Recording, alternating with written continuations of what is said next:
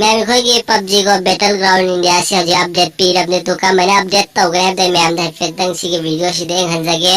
हजी सामने देखो प्ले स्टोर अपडेट तौबा यादब सिंदुगी दमक्तनी साइ प्ले स्टोर सिदा update Puri fungi बकोइगे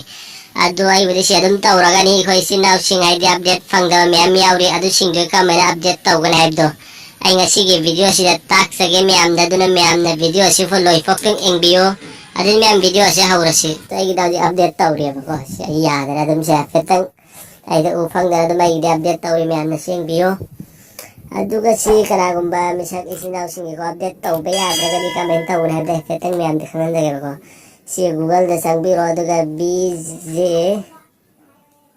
BGMI हैबताय नोय PUBG से दो अपडेट सुमना इन वीडियो मोंग से सुमना इबिरो कैसे हाइदि करमैना करे हाइदि तौगन हैबदने वो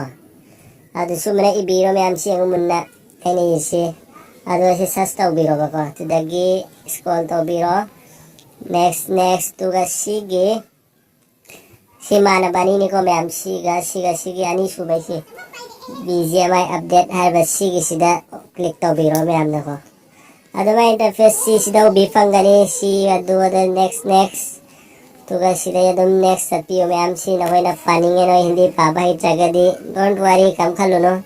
अदमा ताके कमेंट उगने दुगो सिदा सिदा उबिबियांग you have to wait 80 seconds 26 सी खाली सेकंड सिंगा आइको बना तम लो हैन किजे बको sometime wait please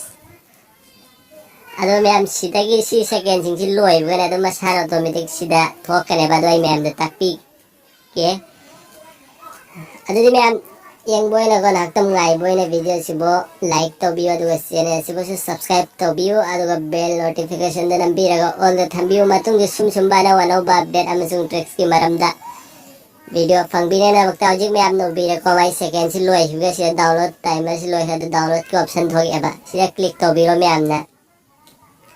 ada petang wait to bio ai update to besa net si ga slow ama nai koi mapalom da net si slow di woi da medu अदु ma'am सी की एगो सी battle ground India का battle grounds app store Apple की ले रहे देखो Android की सीधे ले रहे तो सी की उबीरी मैम गूगल प्ले स्टोर से सीधे संग भी हो मैम नको और संग का मैं इंटरफेस से हमका प्ले स्टोर दे उफंगा दसी तो सीधा डायरेक्ट सुबरा अपडेट तो फंगनी मैम ना तुम्हें हमने सी वीडियो सुबह में आपकी दबकता हम सुनकान अब ओहरागे दिन में हमने वीडियो सुबह लाइक तो भी और है पबजी सारे फ्रेंड्स सिंगल शेयर तो भी और शेयर सुबह से सब्सक्राइब तो भी है बातों के सुबह मैं आपकी दबकता वीडियो पूरा नहीं दबकता तो मैं हम ऐसी वीडियो से ऐसे चलो सिंजर के गुड बाय